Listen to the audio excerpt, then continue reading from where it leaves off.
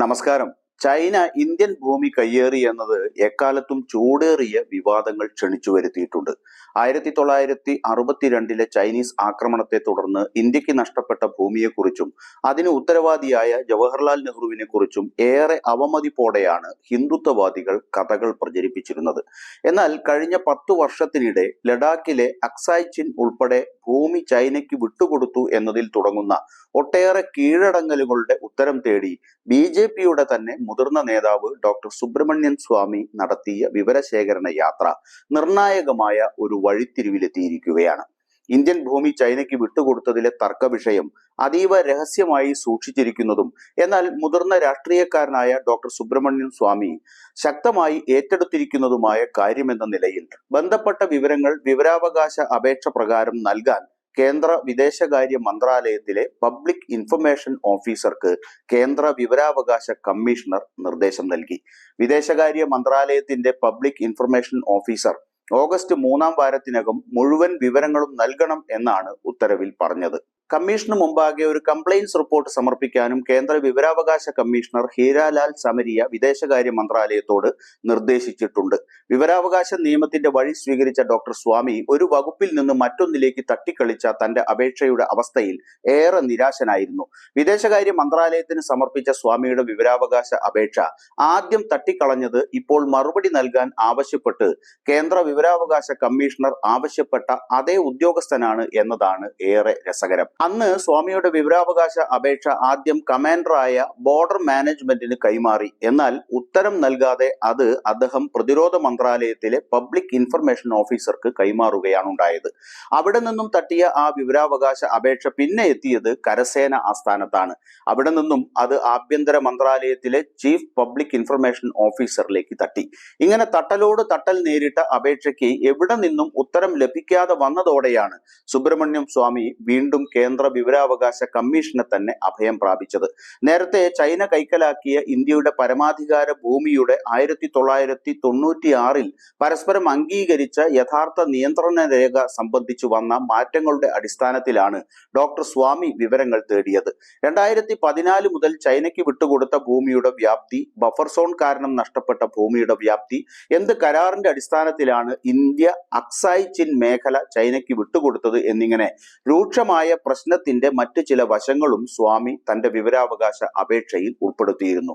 തന്റെ വിവരാവകാശ അപേക്ഷ ആവർത്തിച്ച് തട്ടിമാറ്റിയെങ്കിലും ഇതുവരെ ബന്ധപ്പെട്ടവരിൽ നിന്നും ഒരു വിവരവും ലഭിച്ചിട്ടില്ലെന്ന് 2 അഭിഭാഷകർക്കൊപ്പം കേന്ദ്ര വിവരാവകാശ കമ്മീഷന് മുമ്പാകെ എത്തിയ ഡോക്ടർ സ്വാമി 2-ാം വാദത്തിനിടെ ബോധിപ്പിച്ചു.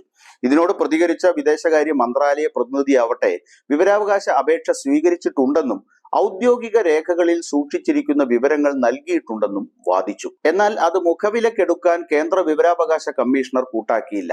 ആദ്യ അപ്പീൽ അതോറിറ്റിയിൽ ആദ്യ അപ്പീൽ ഫയൽ ചെയ്തപ്പോൾ ഡോക്ടർ സ്വാമിക്ക് അവ്യക്തമായ മറുപടികളാണ് ലഭിച്ചതെന്ന് സ്വാമിയുടെ അഭിഭാഷകരും വാദിച്ചു. വിവരാവകാശ നിയമപ്രകാരം ഔദ്യോഗിക രേഖകളിലുള്ള വിവരങ്ങൾ മാത്രമേ നൽകാൻ കഴിയൂ എന്നും ഈ ചോദ്യങ്ങൾക്ക് 2020 സെപ്റ്റംബർ 15, 2021 സെപ്റ്റംബർ 11 തീയതികളിൽ പ്രതിരോധ മന്ത്രി പാർലമെന്റിൽ മറുപടി നൽകിയിട്ടുണ്ടെന്നും 2021 ഓഗസ്റ്റ് 6, 2022 സെപ്റ്റംബർ 8 തീയതികളിലെ ഔദ്യോഗിക പത്രക്കുറിപ്പുകളും ആവശ്യമായ വിവരങ്ങൾ നൽകുന്നുണ്ടെന്നും കേന്ദ്ര സർക്കാർ പ്രതിനിധികൾ കമ്മീഷനെ അറിയിച്ചു.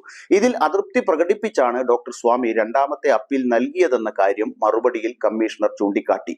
വിവരാവകാശ നിയമത്തിലെ സെക്ഷൻ 8-ൽ 1 പ്രകാരം ആവശ്യപ്പെടുന്ന വിവരങ്ങൾ വെളിപ്പെടുത്തുന്നതിൽ നിന്ന് വിലക്കപ്പെട്ടിട്ടില്ലെന്നും ആവശ്യപ്പെടുന്ന വിവരങ്ങൾ ഏതെങ്കിലും ഒഴിവാക്കലിനുള്ളിൽ വരുന്നതാണെങ്കിൽ പോലും പബ്ലിക് ഇൻഫർമേഷൻ ഓഫീസർ ബാധ്യസ്ഥനാണെന്നുമുള്ള ഡോക്ടർ സ്വാമിയുടെ വാദമാണ് ഒടുവിൽ കേന്ദ്ര ഇൻഫർമേഷൻ കമ്മീഷണർ സമരിയ തന്റെ ഉത്തരവിൽ നിരീക്ഷിച്ചത്. നിയമത്തിലെ സെക്ഷൻ 8I പ്രകാരം നിരസിക്കുന്നതിനുള്ള വ്യക്തമായ ന്യായം നൽകാതെ വിവരാവകാശ നിയമത്തിലെ വ്യവസ്ഥകൾ ലംഘിച്ചാണ് തനിക്ക് വിവരങ്ങൾ നിഷേധിച്ചതെന്ന് സ്വാമിയും വാദിച്ചു. ചൈനയുടെ അധിനിവേശ വിഷയത്തിൽ പ്രധാനമന്ത്രിയുടെ കഴിവില്ലായ്മയെ പരാമർശിച്ചും ചൈനയ്ക്ക് നൽകിയ ഭൂമിയെക്കുറിച്ചും ഡോക്ടർ സുബ്രഹ്മണ്യ സ്വാമി കഴിഞ്ഞ കുറച്ച് മാസങ്ങളായി തുടർച്ചയായി ട്വീറ്റ് ചെയ്യുന്നുണ്ട്. ഇക്കാര്യങ്ങൾ ഉന്നയിച്ച് സമർപ്പിച്ച സ്വാമിയുടെ വിവരാവകാശ അപേക്ഷയിൽ 7 പ്രധാന ആവശ്യങ്ങളാണ് മുന്നോട്ട് വച്ചിരിക്കുന്നത്. ഒന്ന്, 1996 പരസ്പരം അംഗീകരിച്ച യഥാർത്ഥ നിയന്ത്രണ രേഖയിലുടനീളം ഇന്ത്യയുടെ റിപ്പബ്ലിക്കിന്റെ പരമാധികാര ഭൂമിയുടെ എത്രത്തോളം പീപ്പിൾസ് റിപ്പബ്ലിക് ഓഫ് ചൈന ഏറ്റെടുത്തു എന്നാണ്.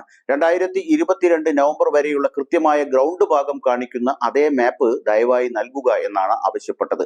രണ്ടാമതായി, 1996 യഥാർത്ഥ നിയന്ത്രണ രേഖയിൽ പരസ്പരം അംഗീകരിച്ച ബഫർ സോണുകൾ അല്ലെങ്കിൽ നോമാൻസ് ലാൻഡ് എന്നതുമൂലം ഇന്ത്യയുടെ പരമാധികാര ഭൂമിയുടെ എത്രത്തോളം ചൈനയ്ക്ക് വിട്ടുകൊടുത്തു, ദയവ് ചെയ്ത് അതിന്റെ ഒരു മാപ്പ് നൽകുക.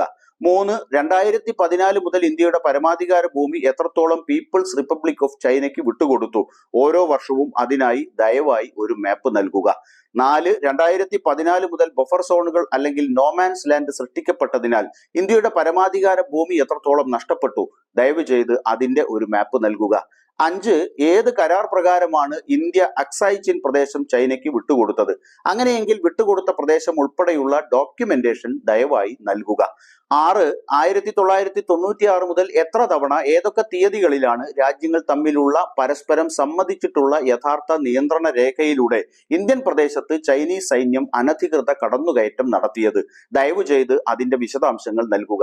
7, 1996 മുതൽ രാജ്യങ്ങൾ തമ്മിലുള്ള പരസ്പരം അംഗീകരിച്ച യഥാർത്ഥ നിയന്ത്രണ രേഖ വരച്ചതിനു ശേഷം ബഫർ സോണുകൾ സൃഷ്ടിക്കുകയോ മനുഷ്യരുടെ ഭൂമി ഇല്ലാതാക്കുകയോ ഇന്ത്യയുടെ പ്രദേശം വിട്ടു നൽകുകയോ ചെയ്തത് മൂലം ഇന്ത്യയിൽ എത്ര പേർ കുടിയിറക്കപ്പെട്ടു, ദയവ് ചെയ്ത് അതിന്റെ വിശദാംശങ്ങൾ നൽകുക. വിവരാവകാശ നിയമം ഇക്കാര്യത്തിൽ സുതാര്യത ഉറപ്പാക്കുമോ എന്ന് കാത്തിരുന്നു കാണാം.